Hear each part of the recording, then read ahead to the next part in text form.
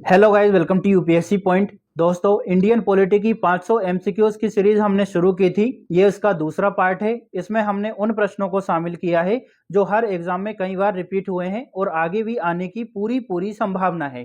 इसमें हर प्रश्न के साथ छोटा सा एक्सप्लेनेशन रहेगा ताकि आपको और अच्छे से समझ आ सके। और अगर आप नए हो तो भी कोई दिक्कत नहीं है, आप यहीं से शुरू कर सकते हो। पार्ट 1 का लिंक आपको डिस्क्रिप्शन में मिल जाएगा। तो चलिए वीडियो की शुरुआत करते हैं। हमारा पहला प्रश्न है, भारत का महान्यायवादी यानी अटॉर्नी जनरल किसके द्वारा नियुक्त किया जाता है? तो इसका राइट आंसर होगा दोस्तों राष्ट्रपति द्वारा। दोस्तों, ये जो महान्यायवादी है यह केंद्र सरकार का सर्वोच्च विधिक अधिकारी होता है। यह सरकार को कानूनी सलाह देता है और सुप्रीम कोर्ट में सरकार का प्रतिनिधित्व करता है। अगला प्रश्न है, अटॉर्नी जनरल की नियुक्ति भारतीय संविधान के किस अनुच्छेद के तहत होती है?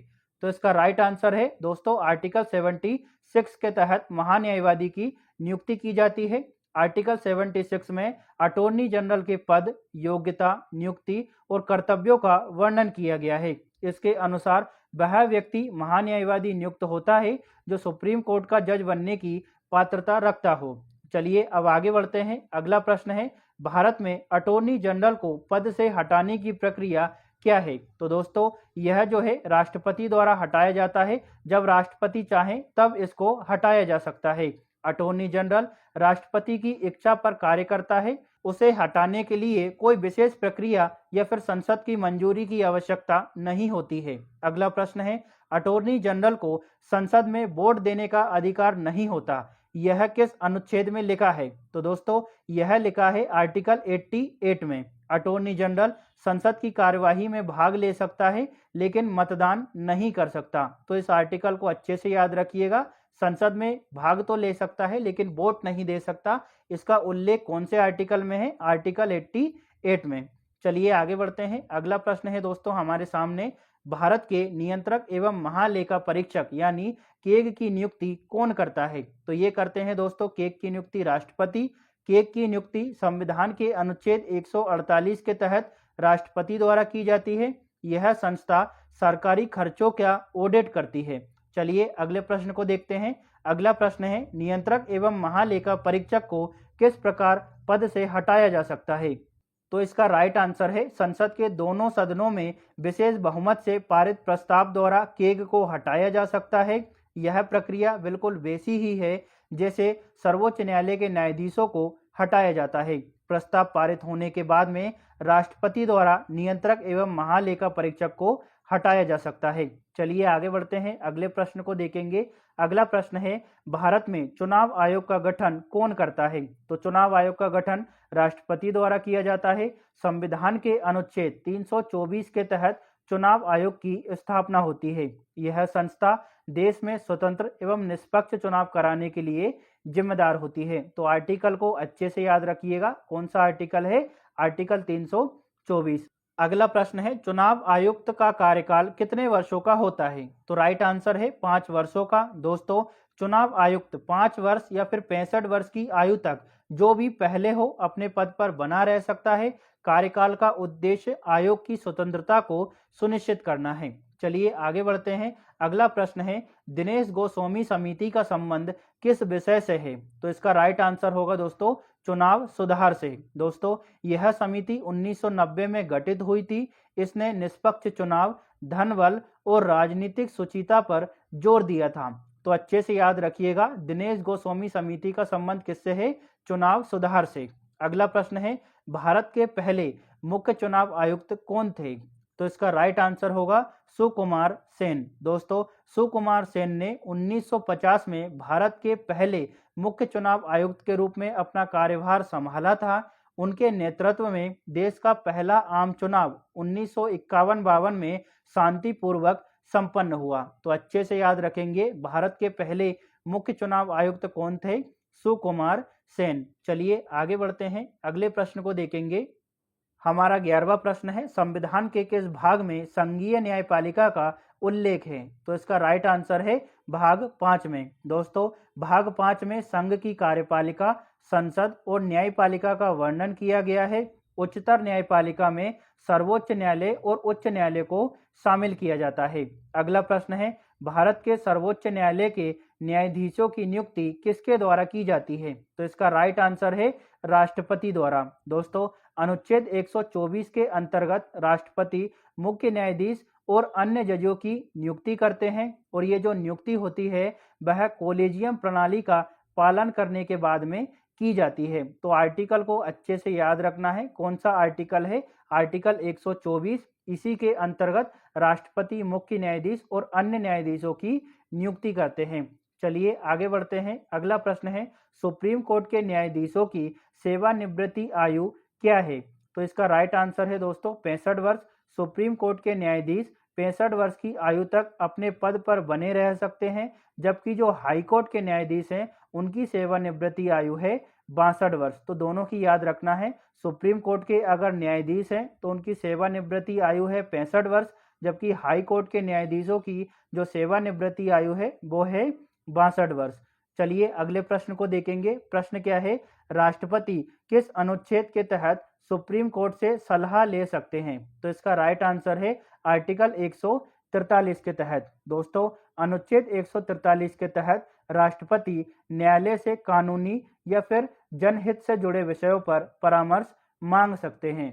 हमारा 15वां प्रश्न है, सुप्रीम कोर्ट के न्यायाधीश को हटाने की संवैधानिक प्रक्रिया क्या है? तो इसका राइट आंसर है महाभियोग। दोस्तों, अनुच्छेद 124(4) में न्यायाधीश को हटाने की प्रक्रिया निर्धारित है, जिसे महाभियोग कहा जाता है।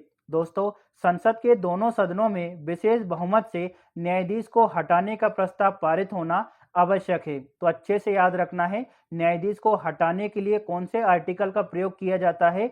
आर्टिकल 124(4) का। अगला प्रश्न है, स्वतंत्र भारत के पहले मुख्य न्यायाधीश कौन थे? तो इसका राइट आंसर है हरिलाल जे कानिया। दोस्तों, हरिलाल जे कानिया ने 1950 में भारत के पहले मुख्य न्यायाधीश के रूप में अपना कार्यभार संभाला था। और दोस्तों, भारत के प्रथम दलित मुख्य न्यायाधीश कौन थे? तो इसको भी याद रखना है, न्यायमूर्ति बालकृष्णन। तो दोनों फैक्ट को अच्छे से याद रखना है। भारत के पहले मुख्य न्यायाधीश कौन थे? तो हरिलाल जे कानिया। जबकि भारत के प्रथम दलित मुख्य न्यायाधीश कौन थे? तो न्यायमूर्ति बालकृष्णन। अगला प्रश्न है दोस्तों, भारतीय संविधान के अनुसार मौलिक अधिकारों की रक्षा कौन करता है? तो इसका राइट आंसर है सर्वोच्च न्यायालय। दोस्तों, अनुच्छेद 32 सुप्रीम कोर्ट को मौलिक अधिकारों का संरक्षक बनाता है। यदि किसी व्यक्ति के मौलिक अधिकारों का उल्लंघन होता है तो सीधे सुप्रीम कोर्ट में याचिका दायर की जा सकती है।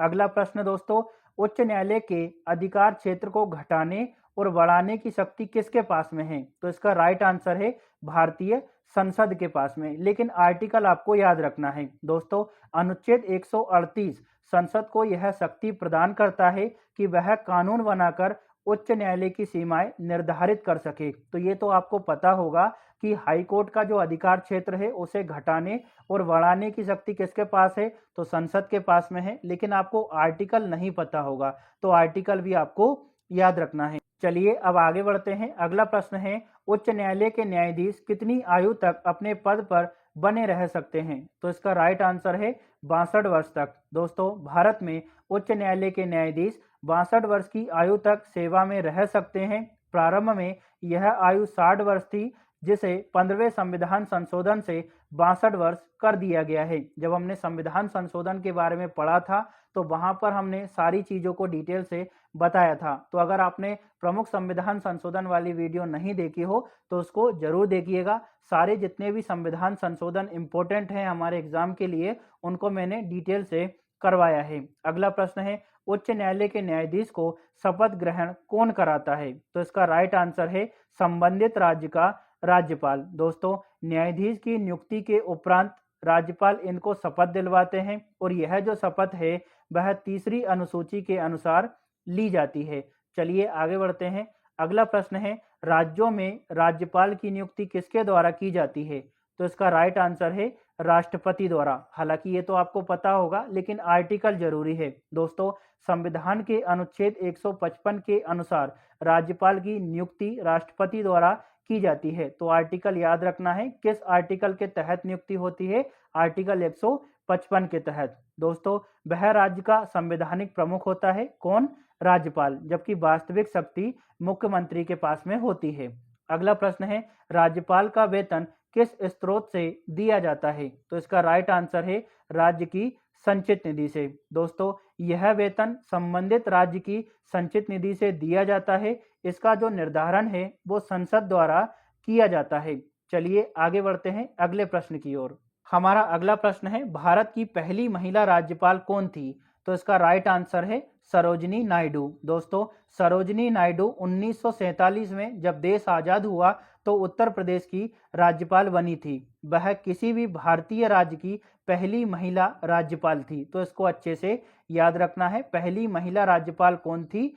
सरोजिनी नायडू। अगला प्रश्न है, राज्य की विधानसभा में धन विधेयक किसकी अनुमति के बिना प्रस्तुत नहीं किया जा सकता? तो इसका राइट आंसर है राज्यपाल की अनुमति के बिना दोस्तों विधानसभा में धन विधेयक को प्रस्तुत नहीं किया जा सकता।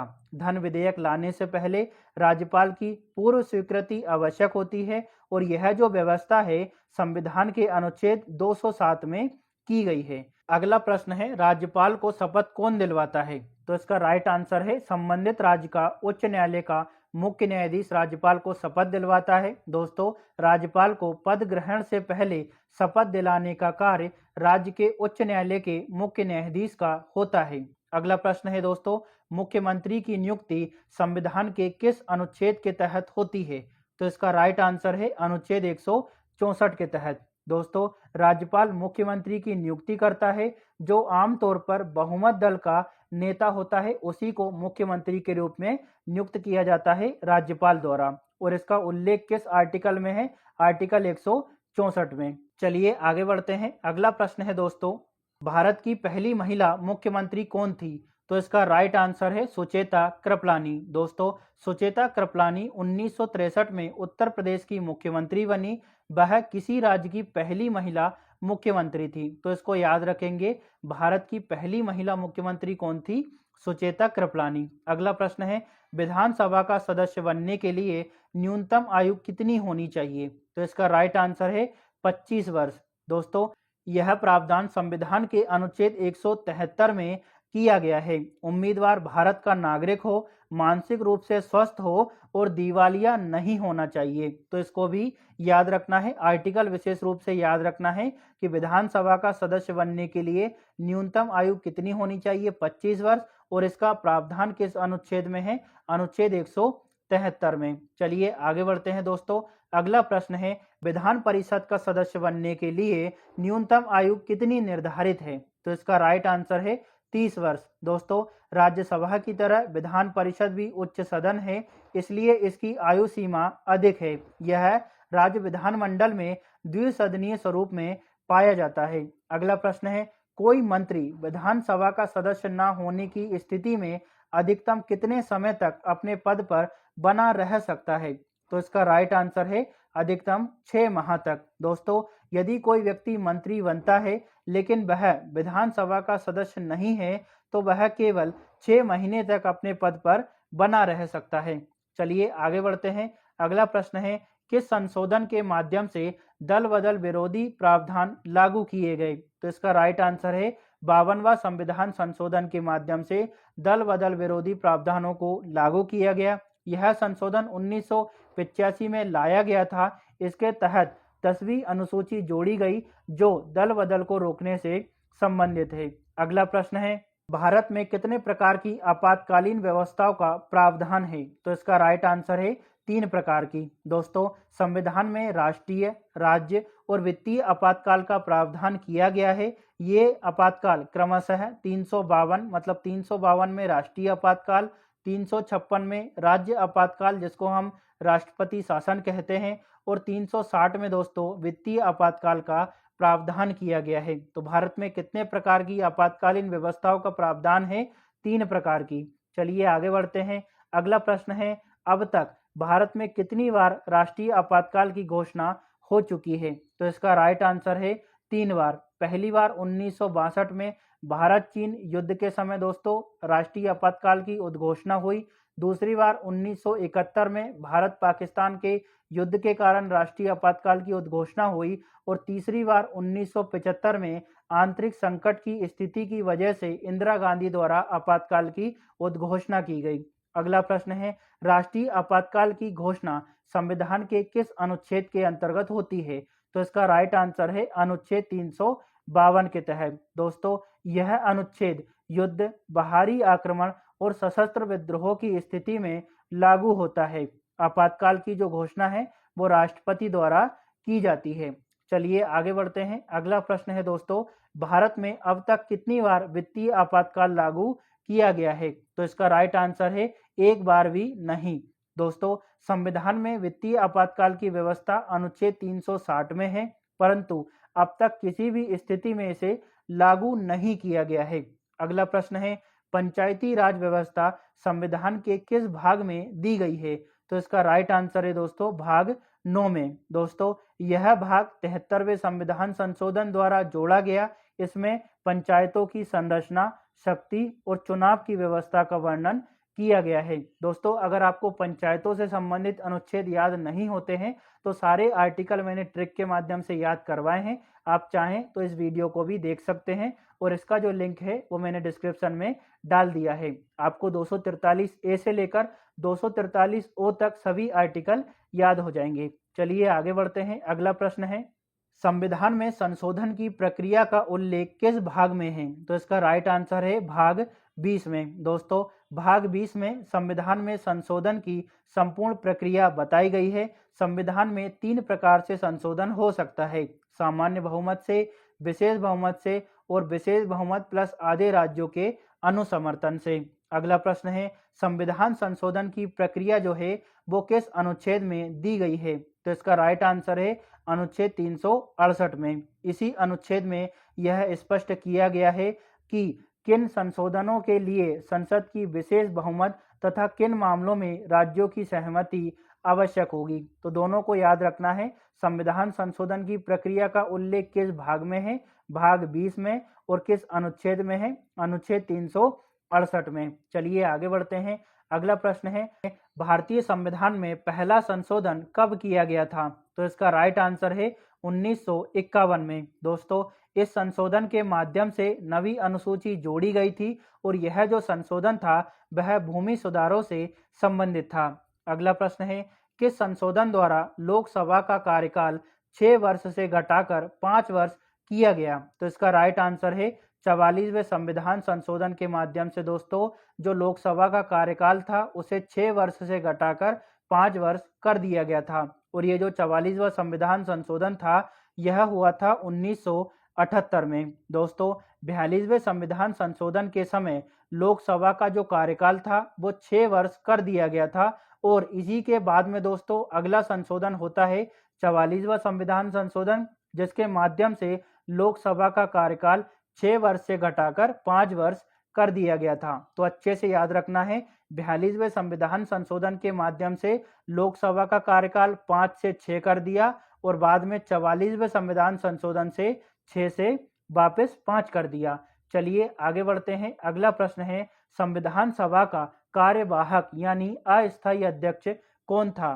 तो इसका राइट आंसर है डॉक्टर सच्चिदानंद सिन्हा। दोस्तों, संविधान की पहली बैठक 9 दिसंबर 1946 को हुई थी और सबसे वरिष्ठ सदस्य होने के नाते डॉक्टर सच्चिदानंद सिन्हा को कार्यवाहक यानी अस्थायी अध्यक्ष चुना गया था। अगला प्रश्न है, भारतीय संविधान किस तिथि से लागू हुआ? तो इसका राइट आंसर है 26 जनवरी 1950 से भारतीय संविधान लागू हुआ। इसी दिन भारत को एक गणराज्य घोषित किया गया था। 26 जनवरी को इसलिए चुना गया क्योंकि 1930 में इसी दिन पूर्ण स्वराज की घोषणा की गई थी। तो आपको ये समझ आ गया होगा कि 26 जनवरी की जो तारीख थी उसको क्यों चुना गया था, क्योंकि 1930 में इसी दिन पूर्ण स्वराज की घोषणा की गई थी। चलिए आगे बढ़ते हैं। अगला प्रश्न है, संविधान निर्माताओं ने सबसे अधिक ध्यान किस भाग पर दिया था? तो इसका राइट आंसर है दोस्तों प्रस्तावना पर। दोस्तों, प्रस्तावना संविधान की आत्मा मानी जाती है। इसमें संविधान के उद्देश्य, मूल्यों और दिशा का उल्लेख किया गया है। अगला प्रश्न, संविधान की उद्देशिका यानी प्रस्तावना में परिवर्तन किस संशोधन द्वारा किया गया था? तो इसका राइट आंसर है 42वें संविधान संशोधन के माध्यम से दोस्तों 1976 में प्रस्तावना में संशोधन किया गया और 3 शब्द जोड़े गए, समाजवादी, धर्मनिरपेक्ष और अखंडता। तो इसको भी याद रखना है। चलिए आगे बढ़ते हैं। अगला प्रश्न है, भारत ने कौन सी शासन प्रणाली को अपनाया है? तो इसका राइट आंसर है ब्रिटिश संसदीय शासन प्रणाली को। दोस्तों, इसमें कार्यपालिका जो होती है वो विधायिका के प्रति उत्तरदायी होती है और प्रधानमंत्री वास्तविक शक्ति का केंद्र होता है। अगला प्रश्न है, भारतीय संविधान का कौन सा तत्व आयरिश संविधान यानी आयरलैंड के संविधान से प्रेरित है? तो इसका राइट आंसर है डीपीएसपी यानी नीति निर्देशक तत्व। दोस्तों, नीति निर्देशक तत्व संविधान के भाग 4 में वर्णित है और डीपीएसपी से संबंधित प्रावधान अनुच्छेद 36 से लेकर 51 तक किए गए हैं। अगर आपको जो नीति निर्देशक तत्व हैं 36 से लेकर 51 तक वो याद नहीं होते हैं तो उनको भी मैंने ट्रिक के माध्यम से याद करवाया है। आप चाहें तो उस वीडियो को भी देख सकते हैं। चलिए आगे बढ़ते हैं। अगला प्रश्न है दोस्तों, भारतीय संविधान का सबसे बड़ा एकल स्रोत कौन सा माना जाता है? तो इसका राइट आंसर है गवर्नमेंट ऑफ इंडिया एक्ट 1935। दोस्तों, संविधान के लगभग 60% से अधिक प्रावधान इसी पर आधारित हैं, तो इसको भी याद रखना है। अगला प्रश्न है, कानून के समक्ष समानता की अवधारणा भारत ने किस देश से ली है?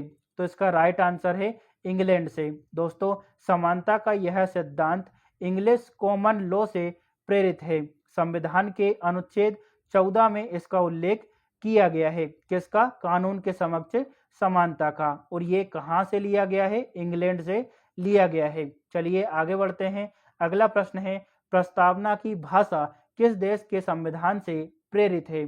तो इसका राइट आंसर है ऑस्ट्रेलिया के संविधान से। दोस्तों, प्रस्तावना का प्रारंभ हम भारत के लोग ऑस्ट्रेलिया के संविधान के प्रारूप से प्रभावित है। यह जनता की सर्वोच्चता को दर्शाता है। तो अच्छे से याद रखेंगे, प्रस्तावना की जो भाषा है वह किस संविधान से प्रेरित है? तो ऑस्ट्रेलिया के संविधान से। अगला प्रश्न है दोस्तों, भारतीय संविधान के निर्माताओं ने स्वतंत्रता, समता और बंधुता के सिद्धांतों को किस संविधान से लिया है? तो इसका राइट आंसर है फ्रांस के संविधान से। चलिए अब हम आगे बढ़ते हैं। हमारा अगला प्रश्न है, भारतीय संविधान के किस भाग में नागरिकता का उल्लेख है?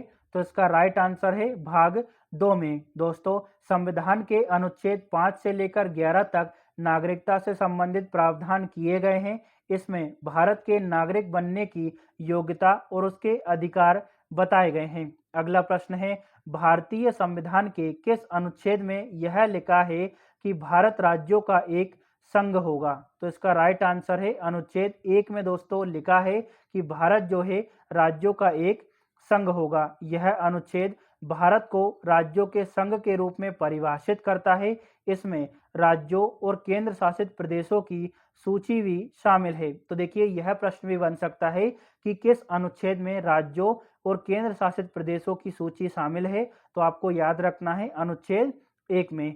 चलिए आगे बढ़ते हैं। अगला प्रश्न है, संविधान के किस अनुच्छेद में कल्याणकारी राज्य की भावना दिखती है? तो इसका राइट आंसर है अनुच्छेद 39 में। दोस्तों, यह जो अनुच्छेद है यह नीति निर्देशक तत्वों का हिस्सा है। इसमें समान अवसर, आजीविका और सामाजिक न्याय की बात की गई है। अगला प्रश्न है, किस अनुच्छेद में मंत्रिमंडल शब्द का उल्लेख केवल एक बार हुआ है? तो इसका राइट आंसर है अनुच्छेद 352 में। दोस्तों, यह जो अनुच्छेद 352 है यह राष्ट्रीय आपातकाल से जुड़ा हुआ अनुच्छेद है। इसमें लिखा है कि आपातकाल की घोषणा के लिए राष्ट्रपति को मंत्रिमंडल की लिखित सलाह लेनी होगी। देखिए, अगर ऑप्शन में ऐसा आता है कि राष्ट्रीय आपातकाल की घोषणा के लिए मंत्री परिषद की सलाह लेनी होगी तो ये गलत है। राष्ट्रीय आपातकाल की घोषणा के लिए मंत्रिमंडल की लिखित सलाह लेनी आवश्यक होती है। तो अगर मंत्रिमंडल आता है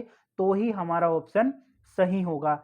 चलिए आगे बढ़ते हैं। अगला प्रश्न है दोस्तों, अधीनस्थ न्यायालयों का उल्लेख किस अनुच्छेद में है? तो इसका राइट आंसर है अनुच्छेद 233 में। दोस्तों, इसमें जिला न्यायाधीशों की नियुक्ति और स्थानांतरण की बात की गई है। राज्यपाल यह कार्य उच्च न्यायालय की सलाह से करता है। तो अच्छे से याद रखेंगे, अधीनस्थ न्यायालयों का उल्लेख किस आर्टिकल में है? आर्टिकल 233 में। अगला प्रश्न है, अनुच्छेद 356 किससे संबंधित है? तो इसका राइट आंसर है राष्ट्रपति शासन से। दोस्तों, जब किसी राज्य में संवैधानिक तंत्र विफल हो जाए तो राष्ट्रपति शासन लागू किया जा सकता है। राष्ट्रपति शासन की अधिकतम अवधि 3 वर्ष की होती है, तो इसको भी याद रखना है। राष्ट्रपति शासन की अधिकतम अवधि कितने वर्ष की होती है? 3 वर्ष की। चलिए अब आगे बढ़ते हैं।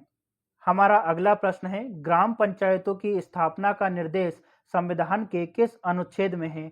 तो इसका राइट आंसर है अनुच्छेद 40 में। दोस्तों, यह जो आर्टिकल है यह नीति निर्देशक तत्वों से संबंधित है। इसमें पंचायतों को अधिकार देने और संगठित करने का निर्देश राज्य सरकार को दिया गया है। अगला प्रश्न, उपराष्ट्रपति के पद की व्यवस्था किस अनुच्छेद में है? तो इसका राइट आंसर है दोस्तों अनुच्छेद 63 यानी अनुच्छेद 63 में उपराष्ट्रपति के पद की व्यवस्था की गई है। इसी अनुच्छेद में उपराष्ट्रपति के पद की स्थापना की गई है। यह राज्यसभा का पदेन सभापति होता है। तो आर्टिकल को अच्छे से याद रखना है।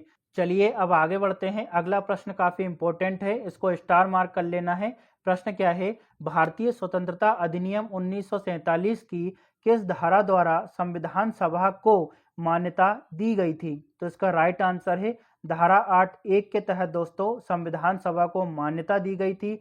और 1947 का भारतीय स्वतंत्रता अधिनियम ब्रिटिश संसद द्वारा पारित किया गया एक कानून था। इस अधिनियम ने ब्रिटिश शासन को भारत से समाप्त कर दिया था। तो इसको अच्छे से याद रखेंगे, किस धारा द्वारा संविधान सभा को मान्यता दी गई? धारा 8(1) के तहत। अगला प्रश्न भी काफी इंपॉर्टेंट है, इसको भी स्टार मार्क करना है। प्रश्न क्या है, भारत के संविधान में राज्यसभा के लिए सदस्यों के नामांकन की प्रक्रिया किस देश के संविधान से ली गई है? तो इसका राइट आंसर होगा आयरलैंड के संविधान से। दोस्तों, राष्ट्रपति द्वारा विभिन्न क्षेत्रों जैसे कला, साहित्य, विज्ञान और समाज सेवा में विशेष ज्ञान रखने वाले 12 सदस्यों को राज्यसभा में नामित किया जाता है। और ये जो प्रावधान है वो हमने आयरलैंड के संविधान से लिया है। तो इसको विशेष रूप से याद रखना है। दोनों प्रश्न काफी इंपॉर्टेंट है। चलिए अब आगे बढ़ते हैं। अगला प्रश्न है, नए राज्य का निर्माण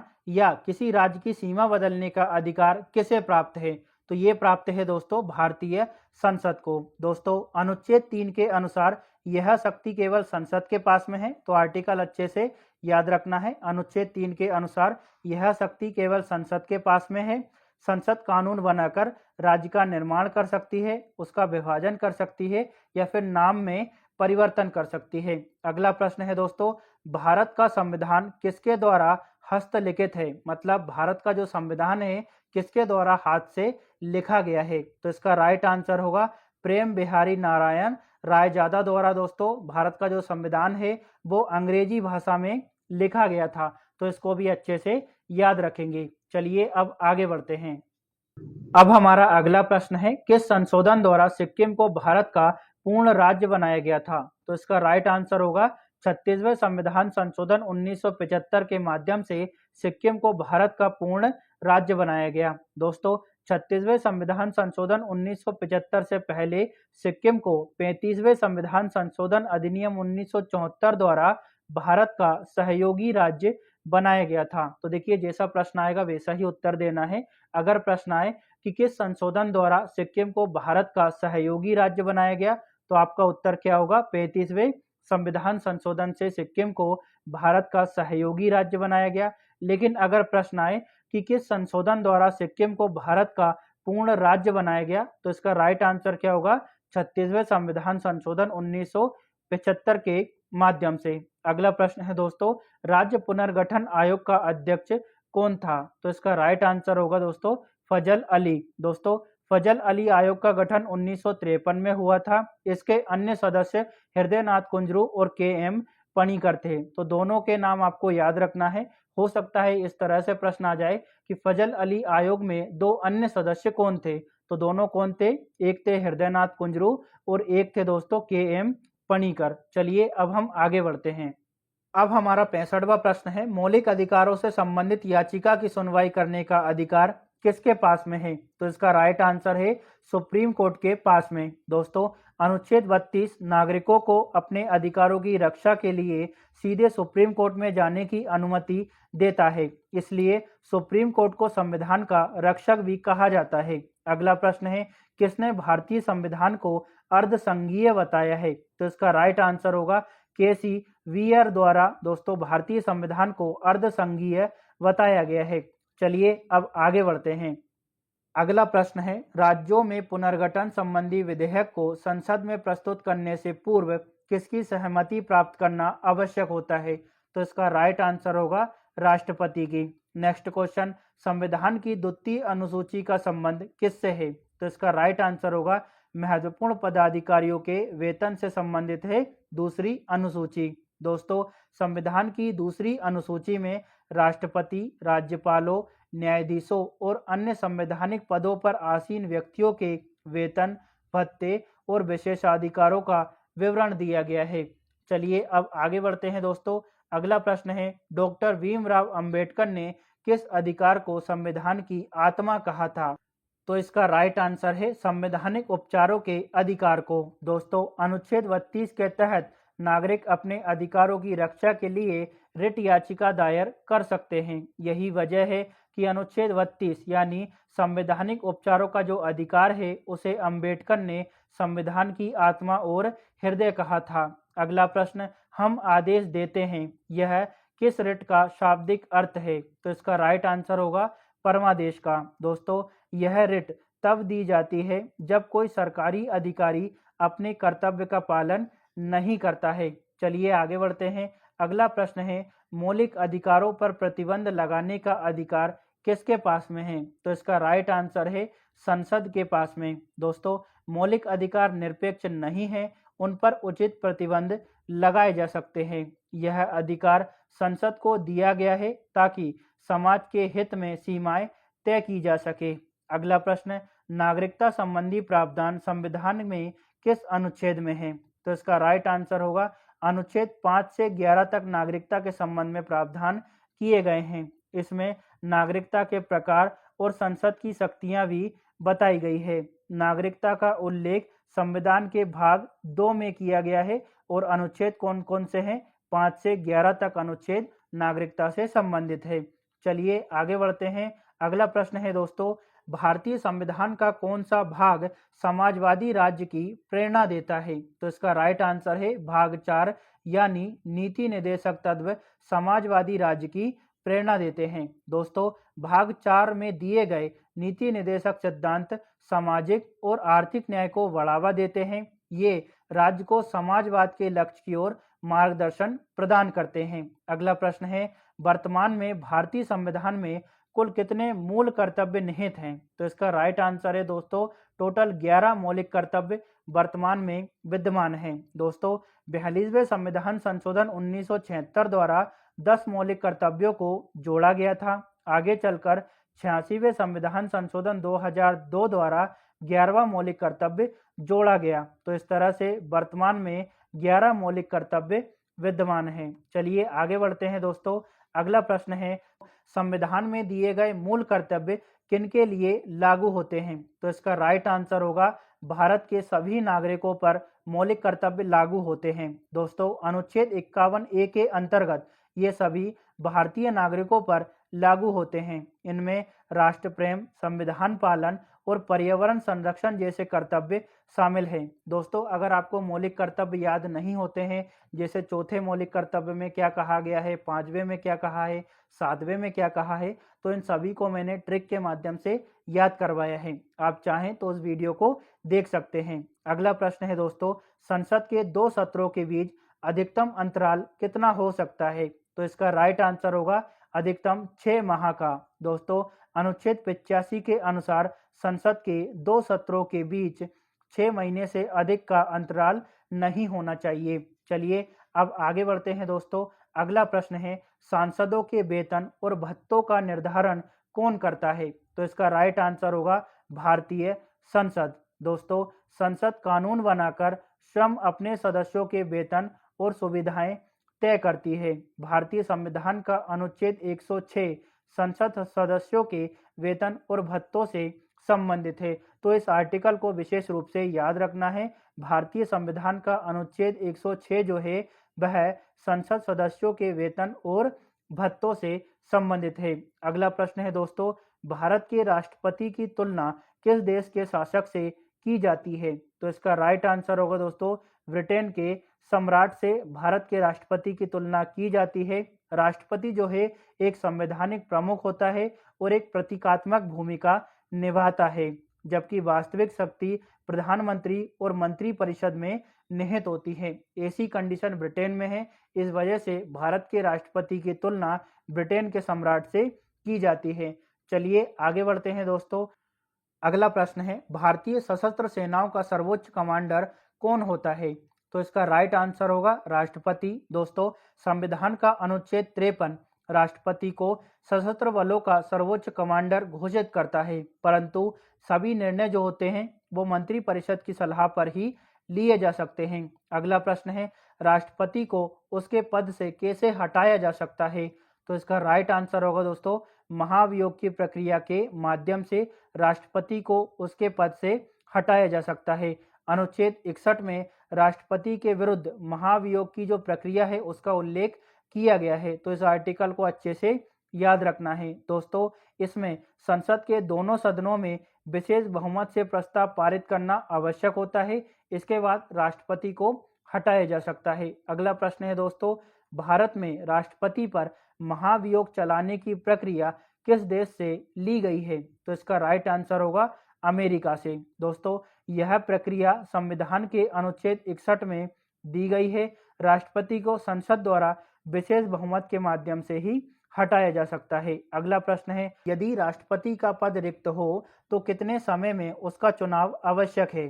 तो इसका राइट आंसर होगा 6 महीने के भीतर। दोस्तों, यदि राष्ट्रपति का जो पद है वह रिक्त हो तो ऐसी कंडीशन में 6 महीने के भीतर चुनाव कराया जाना आवश्यक है। इस दौरान उपराष्ट्रपति कार्यवाहक राष्ट्रपति बन सकते हैं। चलिए अब आगे बढ़ते हैं। अगला प्रश्न है, राष्ट्रपति इस्तीफा किसे सौंपते हैं? तो इसका राइट आंसर होगा उपराष्ट्रपति को। हालांकि ये आपको पता होगा, लेकिन आर्टिकल जरूरी है। दोस्तों, अनुच्छेद 56(1)(a) के अनुसार इस्तीफा उपराष्ट्रपति को दिया जाता है। त्यागपत्र लिखित होना चाहिए और तुरंत प्रभावी होता है। अगला प्रश्न है, कौन सा विधेयक राष्ट्रपति संसद को वापस नहीं भेज सकता? तो इसका राइट आंसर होगा दोस्तों, धन विधेयक को राष्ट्रपति संसद में वापस नहीं भेज सकता। दोस्तों, अनुच्छेद 110 के तहत धन विधेयक सिर्फ लोकसभा में पारित होना अनिवार्य है। राष्ट्रपति इसे पुनर्विचार के लिए संसद को नहीं लौटा सकता। चलिए आगे बढ़ते हैं। अगला प्रश्न है, दया याचिका पर फैसला लेने का अधिकार किसके पास में है? तो इसका राइट आंसर होगा दोस्तों, राष्ट्रपति के पास में। अनुच्छेद 72 राष्ट्रपति को क्षमा, दंड घटाने और निलंबन का अधिकार प्रदान करता है। अगला प्रश्न, राष्ट्रपति राज्यसभा में अधिकतम कितने सदस्य नामित कर सकता है? तो इसका राइट आंसर होगा दोस्तों, अधिकतम 12 सदस्य। दोस्तों, सदस्यों के मनोनयन का प्रावधान अनुच्छेद 80 में किया गया है। तो इस आर्टिकल को अच्छे से याद रखेंगे। दोस्तों, ये जो सदस्य हैं, ये सदस्य कला, साहित्य, विज्ञान और समाज सेवा से चुने जाते हैं। तो अच्छे से याद रखेंगे कौन कौन से क्षेत्र से चुने जाते हैं और आर्टिकल कौन सा है। चलिए अब आगे बढ़ते हैं। अगला प्रश्न है दोस्तों, उपराष्ट्रपति को शपथ कौन दिलाता है? तो इसका राइट आंसर होगा राष्ट्रपति। दोस्तों, राष्ट्रपति या उनके द्वारा नियुक्त किसी व्यक्ति द्वारा उपराष्ट्रपति को शपथ दिलाई जाती है। उपराष्ट्रपति के शपथ का प्रावधान भारतीय संविधान के अनुच्छेद 69 में किया गया है। तो इस आर्टिकल को अच्छे से याद रखिएगा। आर्टिकल कौन सा है? आर्टिकल 69। दोस्तों, अगला प्रश्न है, राज्यसभा का सभापति कौन होता है? तो इसका राइट आंसर है उपराष्ट्रपति। अनुच्छेद 64 के अनुसार उपराष्ट्रपति राज्यसभा का पदेन सभापति होता है। तो कौन सा आर्टिकल है? आर्टिकल 64। दोस्तों, ये जो उपराष्ट्रपति है राज्यसभा की कार्यवाही की अध्यक्षता करते हैं। चलिए अब आगे बढ़ते हैं। अगला प्रश्न है दोस्तों, राज्यसभा की बैठक में अध्यक्षता कौन करता है? तो इसका राइट आंसर होगा उपराष्ट्रपति। दोस्तों, उपराष्ट्रपति राज्यसभा का स्थायी अध्यक्ष होता है और उपराष्ट्रपति की अनुपस्थिति में उपसभापति इस कार्य को करते हैं। अगला प्रश्न, उपराष्ट्रपति बनने के लिए न्यूनतम आयु क्या है? तो इसका राइट आंसर होगा 35 वर्ष। दोस्तों, राष्ट्रपति और उपराष्ट्रपति दोनों के लिए न्यूनतम आयु 35 वर्ष तय की गई है। चलिए अब आगे बढ़ते हैं दोस्तों। अगला प्रश्न है, उपराष्ट्रपति को किसके समान वेतन मिलता है? तो इसका राइट आंसर है लोकसभा अध्यक्ष के समान। दोस्तों, उपराष्ट्रपति को वही वेतन और सुविधाएं मिलती है जो लोकसभा अध्यक्ष को दी जाती है। अगला प्रश्न, उपराष्ट्रपति का उल्लेख संविधान के किस अनुच्छेद में है? तो इसका राइट आंसर है अनुच्छेद 63 में। दोस्तों, अनुच्छेद 63 में उपराष्ट्रपति के पद की स्थापना का वर्णन किया गया है।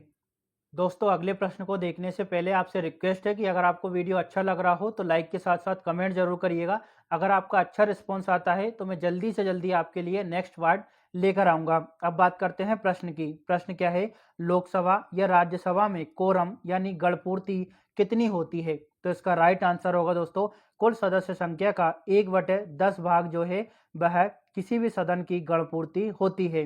दोस्तों, किसी भी सदन की कार्यवाही तब तक वैध नहीं मानी जाती जब तक 1/10 सदस्य उपस्थित ना हो। मान लीजिए लोकसभा की सदस्य संख्या 500 है तो 1/10 सदस्यों का उपस्थित होना अनिवार्य है, तभी सदन की कार्यवाही को आरंभ किया जाएगा। अगला प्रश्न है दोस्तों, राज्यसभा की प्रथम महिला सचिव कौन थी? तो इसका राइट आंसर होगा वी.एस. रमा देवी। दोस्तों, वी.एस. रमा देवी पहली महिला सचिव बनी जिन्होंने राज्यसभा में कार्य किया, और जो वी.एस. रमा देवी है इन्होंने 1993 में इस पद को संभाला था। चलिए अब आगे बढ़ते हैं। अगला प्रश्न है दोस्तों, किस वर्ष लोकसभा का कार्यकाल 2 बार बढ़ाया गया? तो इसका राइट आंसर होगा दोस्तों 1976 में लोकसभा के कार्यकाल को एक एक वर्ष करके 2 बार बढ़ाया गया था। अब हम डिटेल की बात करें तो दोस्तों 1976 में 5वीं लोकसभा का कार्यकाल 2 बार एक एक वर्ष करके बढ़ाया गया था। यह इंदिरा गांधी सरकार के दौरान हुआ था क्योंकि इस दौरान आपातकाल को भी लगाया गया था। नेक्स्ट क्वेश्चन है, अब तक कितने प्रधानमंत्रियों की पद पर रहते हुए मृत्यु हुई? यानी वो कौन कौन से प्रधानमंत्री है जिनकी मृत्यु उनके कार्यकाल के दौरान ही हो गई थी? तो इसका राइट आंसर है 3 प्रधानमंत्रियों की मृत्यु अपने कार्यकाल के दौरान हुई। ये कौन कौन थे? जवाहरलाल नेहरू, लाल बहादुर शास्त्री और इंदिरा गांधी। चलिए अब आगे बढ़ें। अगला प्रश्न है दोस्तों, प्रधानमंत्री पद से इस्तीफा देने वाले पहले प्रधानमंत्री कौन थे? तो इसका राइट आंसर होगा मोरारजी देसाई। दोस्तों, इन्होंने 1979 में अपने पद से त्यागपत्र दिया था और ये सबसे वृद्ध प्रधानमंत्री थे। तो इसको भी याद रखना है कि सबसे बुजुर्ग प्रधानमंत्री कौन थे दोस्तों? मोरारजी देसाई। अगला प्रश्न है दोस्तों, सबसे कम उम्र के प्रधानमंत्री कौन बने? तो इसका राइट आंसर होगा राजीव गांधी। दोस्तों, ये 40 वर्ष की आयु में प्रधानमंत्री बने। इंदिरा गांधी की हत्या के बाद इन्होंने इस पद को संभाला था। तो अच्छे से याद रखेंगे कि सबसे अधिक उम्र के प्रधानमंत्री कौन थे? मोरारजी देसाई। और सबसे कम उम्र के प्रधानमंत्री कौन थे? राजीव गांधी। चलिए अब आगे बढ़ते हैं दोस्तों। अगला प्रश्न है, स्वतंत्र भारत के पहले कानून मंत्री कौन थे? तो इसका राइट आंसर होगा भीमराव अंबेडकर। दोस्तों, डॉक्टर भीमराव अंबेडकर को 1947 में स्वतंत्र भारत के पहले कानून मंत्री के रूप में नियुक्त किया गया था। ये भारतीय संविधान की प्रारूप समिति के अध्यक्ष भी थे। तो इसको हम पिछली वीडियो में विस्तार से देख चुके हैं। अगला प्रश्न है दोस्तों, भारत के पहले वित्त मंत्री कौन थे? तो इसका राइट आंसर होगा दोस्तों डॉक्टर जॉन मथाई। दोस्तों, इन्होंने स्वतंत्र भारत का पहला बजट 1949 में पेश किया। ये पहले योजना आयोग के सदस्य भी रहे। तो इसको भी अच्छे से याद रखना है। पहले वित्त मंत्री कौन थे? Doctor John Mathai. तो दोस्तों, यहाँ पर हमारे 500 MCQs की जो सीरीज है उसका दूसरा पार्ट खत्म होता है। अगली वीडियो में हम अगले 100 प्रश्नों के साथ मिलेंगे। अगर आपको वीडियो अच्छा लगता हो तो लाइक शेयर और सब्सक्राइब जरूर करिएगा, साथ ही कमेंट जरूर करिएगा। Thank you.